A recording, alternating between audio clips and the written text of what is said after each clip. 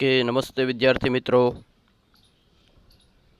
Last લેક્ચરમાં આપણે screen exercise વિશે ચર્ચા કરી કે તમે આંખ બંધ કરી અને જાણે કે કોઈ ફિલ્મ જુઓ છો એ પ્રકારનો અનુભવ કરો, એવી કલ્પના કરો અને એમાં જે પરિસ્થિતિથી તમે અત્યારે નિરાશ છો કે ટેન્શનમાં છો એ પરિસ્થિતિમાં કયા એવા ઇમોશન્સ જે છે એણે તમને બાધા પહોંચાડી છે એ વિચારો અને જે તે પરિસ્થિતિનું નિર્માણ થયું છે એમાંથી તમારી જગ્યાએ તમે ત્રીજો વ્યક્તિ પસંદ કર્યો છે તો એ કઈ ભૂલ કરે છે જેને કારણે એ હાલમાં સ્ટ્રેસમાં છે અને એ પરિસ્થિતિમાં તમે એને શું સોલ્યુશન આપશો, શું સલાહ આપશો. એ સલાહ તમારે પોતાની જાત પર એપ્લાય કરવાની રહેશે. સ્ક્રીન એક્સરસાઇઝમાં આપણે એ બાબતની ચર્ચા કરી. હવે one more exercise for you, anticipating success. Stop over thinking આપણે જોયું, સેલ્ફ હિપ્નોસિસ જોયું, સ્ક્રીન એક્સરસાઇઝ જોયું અને હવે એન્ટિસિપેટિંગ સક્સેસ આ ચોથી એક્સરસાઇઝ છે. આ બધી એક્સરસાઇઝ છે એ શા માટે છે તો આપણા યુનિટનું મેઇન ટાઇટલ છે, બરાબર છે.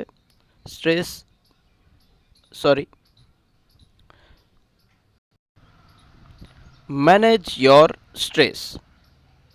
Manage your stress. આ બધી પ્રવૃત્તિ જે છે એ એના માટે છે. રેડી? ચાલો જોઈએ એન્ટિસિપેટિંગ સક્સેસમાં પણ શું સમજાવ્યું છે. When life becomes too hectic, we can end up feeling mentally tied up in knots. When life becomes too hectic, જ્યારે જીવનમાં તમે ખૂબ જ વ્યસ્ત થઈ ગયા છો,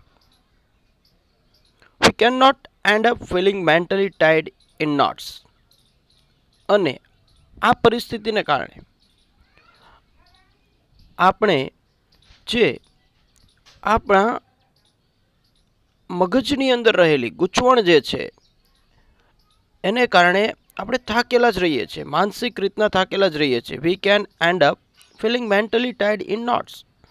એટલા બધા વ્યસ્ત છીએ આપણે બધે, જેને કારણે આપણી માનસિક પરિસ્થિતિ છે આખી ગૂંચવણમાં છે અને એને હિસાબે આપણે મેન્ટલી એકદમ થાકી ગયેલા છીએ.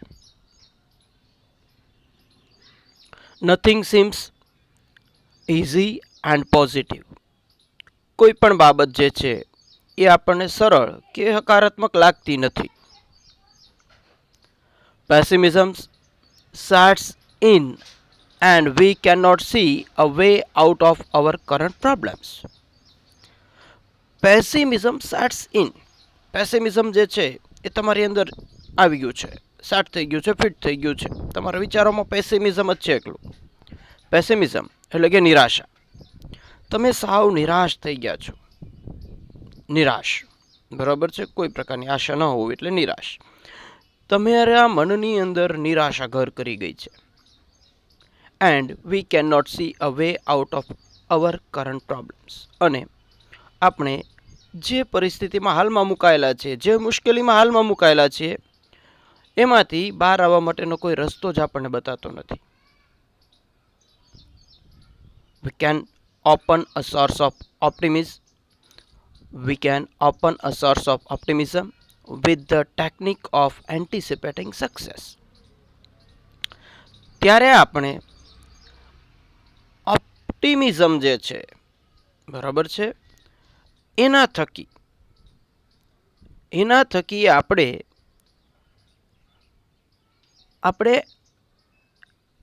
આપણા જે બીજા જે સ્ટ્રેસ છે એ સ્ટ્રેસમાંથી બહાર આવવા માટે થઈને આશાવાદ જે છે એ ઊભો કરવો પડશે. અને આશાવાદ કઈ રીતના ઊભો થશે તો with the technique of anticipating success. Anticipating success.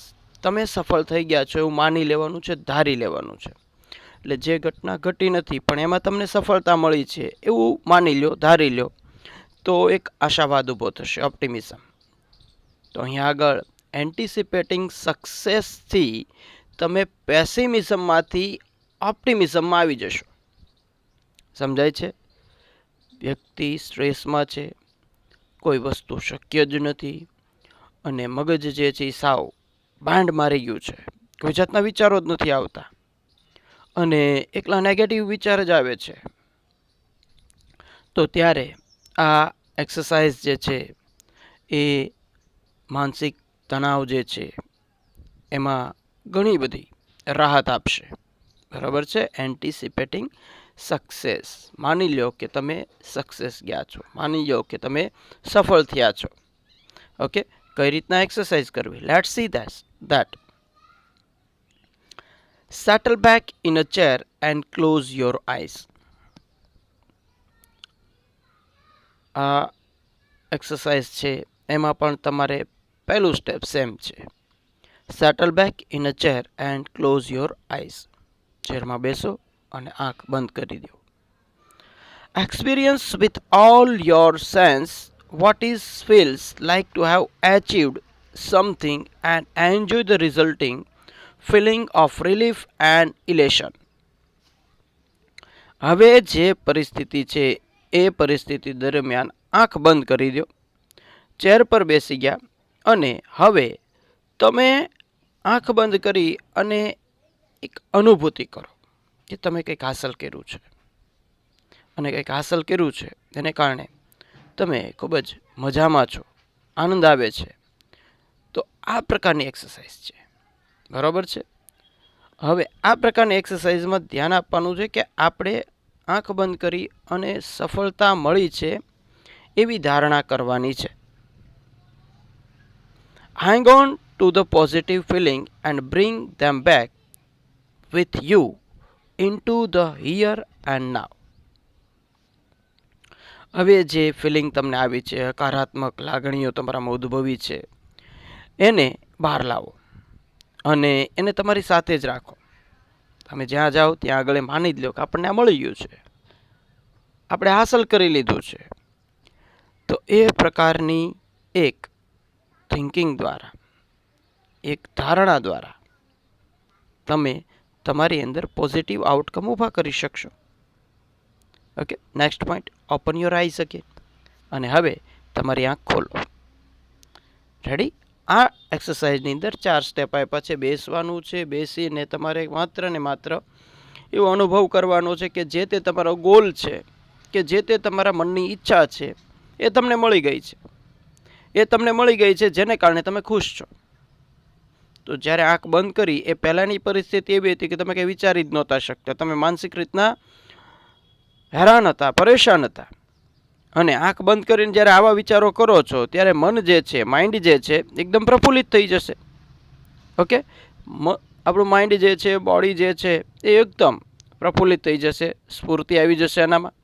અને પછી એ બાબત જે છે એને વાગોળા કરવાની છે, મીન્સ કે આપણી સાથે જ રાખવાની છે કે હા મારે 90% આવશે. બરાબર? અને 90% આવશે એવી ધારણા કરી લીધી. હવે એ ધારણાને મગજમાં રાખવાની છે, એ ધારણા પ્રમાણેનું પછી કાર્ય કરવાનું છે. ધારણા કરો કે ઓકે નેક્સ્ટ વીક કોરોના જતો રહ્યો છે અને 10 દિવસમાં સ્કૂલ ચાલુ થાય છે, એવું મનથી ધારી લ્યો અને એ પ્રમાણે જુસ્સાથી ભણવા માંડો, સ્ટડી ચાલુ કરી દો. બરાબર છે? તો એન્ટિસિપેટિંગ સક્સેસ કહેવાય. રેડી? ચાલો, અને હાર્ડવર્ડ્સ અને ગ્રામેટિક ટોપિક છે તો એની ઉપર ચર્ચા કરીએ.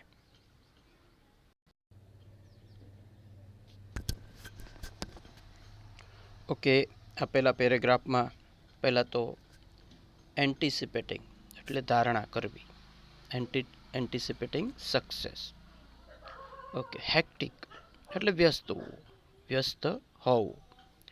ટાઈડ ઇન નોટ્સ, ટાઈડ એટલે થાકી જવું, ઇન નોટ્સ એટલે ગૂંચવણમાં, નોટ્સ એટલે ગૂંચવણ, તો ગૂંચવણમાં થાકેલું હોવું.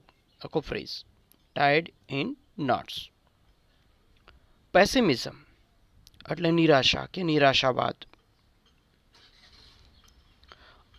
ઓપ્ટિમિઝમ આશાવાદ, ઓપ્ટિમિઝમ એટલે આશાવાદ. એન્ટિસિપેટિંગ વિશે ચર્ચા કરી. બરાબર? ધારી લેવું કે માની લેવું.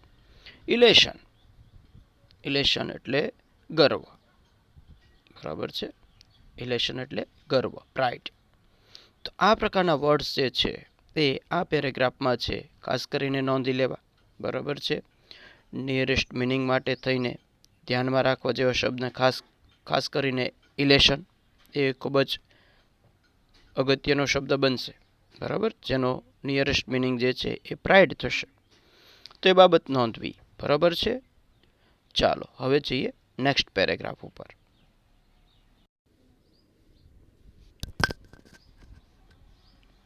Make sure you don't get all tangled up in consideration about how the situation will resolve itself. Make sure you don't get all tangled up in consideration about how the situation will resolve itself. એક બાબતનું ધ્યાન રાખો. એક બાબત જે છે એ માની લો કે અહીં આગળ તમારે કોઈ પણ એક એવી પરિસ્થિતિ કે જેમાં તમે ધારી લીધું છે કે આ પરિસ્થિતિ જે છે એમાંથી આપણે બહાર આવશું. Make sure you don't get all tangled up in consideration about how the situation will resolve itself. બરાબર છે. ખાલી આપણે એને માની લીધું છે, સિચ્યુએશનમાંથી કઈ રીતના બહાર આવી જવાના છે. બરાબર, ટેંગલ અપ એટલે આમ ગંઠાયેલું, એક ચૂંટ થઈ ગયેલું. પણ આપણે ખાલી અત્યારે આ પરિસ્થિતિમાંથી બહાર કેમ આવશું એ કન્સિડર કરી લેવાનું છે. It will look after itself as long as you keep your aim firmly in mind. અને એમાંથી જે બહાર આવ્યા છો એ પરિસ્થિતિ જે છે એ તમારે તમારી સાથે જ રાખવાની છે, જેથી કરી અને એ બાબત જે છે એ તમારી સાથે જ આવશે. પણ ક્યારે? તમારા માઇન્ડની અંદર તમે તમારા ગોલને જે છે એ નિશ્ચિત કરી દીધો કે ભાઈ મારે રવિવારે જે કંઈ આપણું કામ છે, સન્ડે મોર્નિંગ જે કંઈ આપણો ટાર્ગેટ છે એ પૂરો થઈ ગયો છે. એ થઈ ગયો છે એ બાબતને માઇન્ડમાં રાખો. એને માઇન્ડમાં રાખશો કે થઈ ગયું છે. તો એ કામ કરવા માટે તમે તમારા ગોલ સુધી પહોંચી શકશો. બની શકે સફળતા પણ મળી જાય આપણને, પણ ત્યાં સુધી તો એટલીસ્ટ પહોંચી જ જશો કે જ્યાં તમને એવું લાગતું હતું કે પહોંચી જ નહીં શકો. એની જગ્યાએ એ માઇન્ડને તમારા મનમાં રાખશો એટલે નિશ્ચિતપણે તમે ત્યાં સુધી પહોંચી શકશો. If you stay focused on a positive outcome, you can think more clearly and you will make better decisions, which will eventually lead to the desired result. If you stay focused on positive outcome, તમે જેનું પરિણામ જે છે એ હકારાત્મક જ આવવાનું છે એવું માની લેશો, એની ઉપર જ ધ્યાન આપશો અને એ જ તમારા મનની ધારણા હશે. You can think more clearly, તો તમે વધારે સ્પષ્ટપણે એમાં વિચારી શકશો. અને જેટલું એ ટોપિકને લઈને જેટલું વિચારશો એની નજીક જશો. જે ટોપિકને વળગી રહેશો એને વરશો. તો એ રીતના you can think more clearly and you will make better decision. અને જેને કારણે તમે સારો અને સાચો શ્રેષ્ઠ નિર્ણય લઈ શકશો. Which will eventually lead to the desired result, કે જે એકંદરે તમારી જે ઈચ્છનીય પરિણામ તરફ તમને દોરી જશે. ઓકે, તો પહેલી બાબત એ છે કે તમે એક્સરસાઇઝ કરી છે. એક્સરસાઇઝ કર્યા પછી જે તે સિચ્યુએશનમાં તમે હતા, જે તે સિચ્યુએશનમાં તમે હેરાન થયેલા હતા, એમાંથી તમે બહાર આવવા માટે થઈને પ્રયત્ન કર્યા છે. અને એ પ્રયત્નના ભાગરૂપે તમે કોઈ પણ એક ટાસ્કમાં સફળ થયા છો એવું તમે માની લીધું છે. અને પછી એના ઉપર જ તમે ધ્યાન આપ્યું કે હા આપણે આમાં સફળ થશું, જેને કારણે તમારી અંદર વિચારધારા જે છે એ પોઝિટિવ થઈ જશે. અને પોઝિટિવ વિચારોને કારણે તમે સ્પષ્ટ વિચારી શકશો અને એ સ્પષ્ટ વિચારણાના અંતે તમે તમારા ઈચ્છનીય પરિણામ તરફ જશો. ઓકે, તો આ એન્ટિસિપેટિંગ સક્સેસ જે છે એમાં આ બેનિફિટ છે, આ એનો મોટો ફાયદો છે. અને આ પ્રમાણે એમાં આપણે આગળ વધવાનું છે. Okay, let's see another paragraph. If there could be a number of different positive outcomes, then simply concentrate on visualizing one version today and another version tomorrow. જો તમારી પાસે આઉટકમ જે છે એ આઉટકમ પોઝિટિવ છે અને એ પોઝિટિવ આઉટકમ એક કરતાં વધારે છે, તો એ એક કરતાં વધારે પોઝિટિવ આઉટકમ છે એનો મતલબ એવો થયો કે તમે જે વિચાર્યું છે એ વિચાર તમારી પાસે 2-3 છે. કે એક તો કે ટેસ્ટમાં સારા માર્ક આવશે એવું માની લીધું, બરાબર છે. બીજી બાબત તો કે આ જે પરિસ્થિતિ છે હાલમાં આ મહામારીની, એમાંથી દુનિયા કે આપણો દેશ કે આપણું સ્ટેટ એ બહાર આવી રહ્યું છે એવી એક ધારણા. કારણ કે જેને કારણે વેકેશનનો માહોલ છે કે જવું તો પડશે ને, તો એવી ધારણા કરી લીધી કે બે અઠવાડિયામાં કોરોના જે છે એ સ્ટોપ થઈ ગયો છે, સાવ વહી ગયો છે, એવું કંઈ હતું જ નહીં, ઇમેજિનેશન હતી, કલ્પના હતી એક, એવું માની લીધું. અને અઠવાડિયા પછી હું મામાના ઘરે કે માસીના ઘરે જઈશ, બરાબર. 2 પોઝિટિવ આઉટકમ છે, એક ટેસ્ટમાં સારા માર્ક આવશે અને બીજું છે એ મામા માસીના ઘરે જવાની બાબત છે. તો 2 પોઝિટિવ આઉટકમ છે, એમાંથી પહેલાં કોઈ પણ એક ઉપર ફોકસ કરો. એટલે પહેલાં ટેસ્ટ વિશે વિચારી લેવાનું છે. ટેસ્ટ વિશે વિચારી લીધું છે પછી બીજા દિવસે બીજા પોઝિટિવ આઉટકમ ઉપર જવાનું છે, બરાબર છે. એક કરતાં વધારે પોઝિટિવ આઉટકમ છે, હકારાત્મક તમારા જે વિચારો જે છે એ 2 છે, 3 છે, 4 છે, તો એની ઉપર આવી રીતના 1 બાય 1 આવો. એકના વિશે આજે વિચારો, એકના વિશે કાલે વિચારવાનું. એક દિવસમાં બધી ખાલી આ વિચારો ઉપર જ પ્રસન્ન નહીં રહેવાનું, નહીંતર કામ થશે નહીં.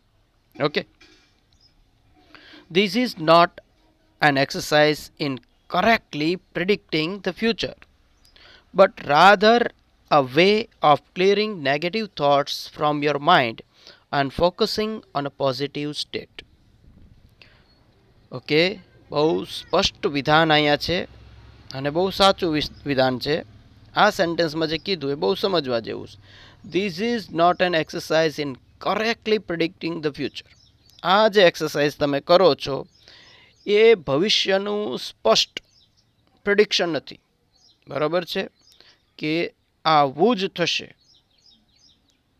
એવું નથી, સાચું જ થશે, સારું જ થશે એવું આ એક્સરસાઇઝને કારણે થઈ નહીં જાય, કરેક્ટલી નહીં થઈ જાય. આ તો ભવિષ્યનું અનુમાન છે, બરાબર. માની લીધું 90% આવશે, માની લેવાથી થોડું કંઈ થશે, પણ માની લીધું 90% આવશે એનો મતલબ કે નહીં, નજીક તો પહોંચી શકશો. એની માટે તેને પ્રયત્ન કરવા પડશે, બરાબર છે. તો એ પ્રિડિક્શન જે થાય છે એ કરેક્ટ નથી, અનુમાન છે. પણ rather a way of clearing negative thoughts from your mind and focusing on a positive state. પણ આને કારણે એક બાબત થશે કે તમારી અંદર, તમારા માઇન્ડની અંદર જે નેગેટિવ થોટ્સ છે એ જતા રહેશે અને પોઝિટિવ જે છે એ થોટ્સ આવશે તમારા. અને પોઝિટિવ થોટ્સ આવશે એટલે તમારું માઇન્ડ જે છે એ ગમે તે બાબતમાં પોઝિટિવિટી જ જોશે. તો આ રીતના એન્ટિસિપેટિંગ સક્સેસ જે છે એ આપણને મદદરૂપ થાય છે. રેડી? એક્સરસાઇઝના અંતે જે બાબત કીધી છે દરેક એક્સરસાઇઝમાં લાગુ પડે છે, તમને રાહત મળે છે, બરાબર છે. દવા જ્યારે લ્યો છો તો દવાની સામે બોડીને રાહત મળે છે, રોગ નથી જતો. તો એ જ બાબત જે છે અહીંયા, આ બધી એક્સરસાઇઝથી તમને સ્ટ્રેસ દૂર થશે. બાકી ખરેખર રિઝલ્ટ માટે તો પ્રયત્ન જ જોશે, બરાબર. પ્રારબ્ધ પ્રયત્ન શું છે એ કહેવત કંઈક છે.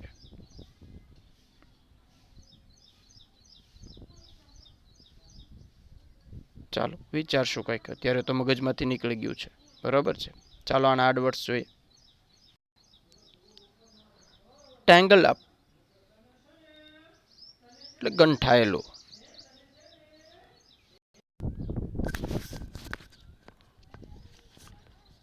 ટેંગલ્ડ અપ એટલે કે ગંઠાયેલું.